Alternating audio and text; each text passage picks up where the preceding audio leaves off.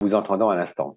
Jean-Marie Eitz, auteur, chercheur, analyste des politiques publiques à l'Université de Mulhouse, et est aussi revenu sur l'abstention de la Russie qui n'a pas remis en cause le principe de la table ronde et le soutien clair des pays européens à la solution politique mutuellement acceptable à la question du Sahara basée sur un compromis. Ensemble, nous l'écoutons. Je souhaite revenir juste sur les grands pays que vous citiez du Conseil de sécurité lorsque vous évoquiez notamment la Russie. C'est vrai que la situation est compliquée et que la Russie, elle n'a pas voté contre, elle s'est abstenue.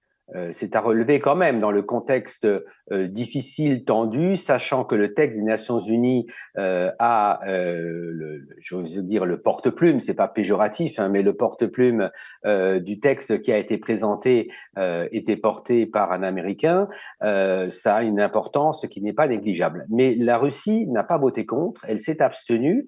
Et non seulement elle s'est abstenue, mais elle a accepté le principe, elle l'a pas du tout remis en cause, de la table ronde. Ce qui est un élément important, parce que ça veut dire que la Russie n'est pas revenue, comme par le passé, sur la question du référendum dont il a été souvent question.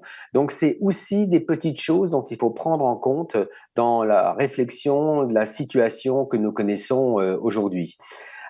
En ce qui concerne les autres pays européens, vous avez vu que progressivement, chacun des pays a commencé à se positionner d'une manière ou d'une autre depuis ces derniers mois et que aujourd'hui, on a quand même une position claire, sans compter les représentants permanents de l'Union européenne qui, à différents échelons, se sont rendus au Maroc, ont pris des positions.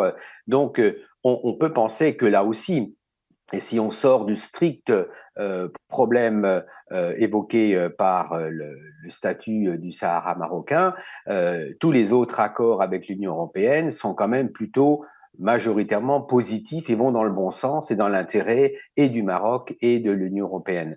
Donc, moi, j'ai bon espoir que les autres pays avancent.